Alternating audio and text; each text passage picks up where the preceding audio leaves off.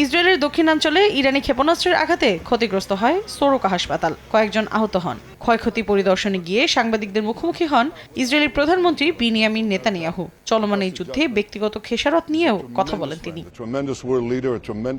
Netanyahu জানান, তার ছেলে আবনার নেতানিয়াহুর বিয়ের আয়োজন পাল্টাপাল্টি হামলার কারণে দ্বিতীয়বারের মতো স্থগিত করা হয়েছে। এর আগে 2024 সালে প্রথমবার নিরাপত্তাজনিত কারণে বিয়ে পিছিয়ে দেয়া হয়। এরপর চলতি বছর 16 জুন নতুন তারিখ নির্ধারণ করা হলেও তা আর বাস্তবায়ন হয়নি।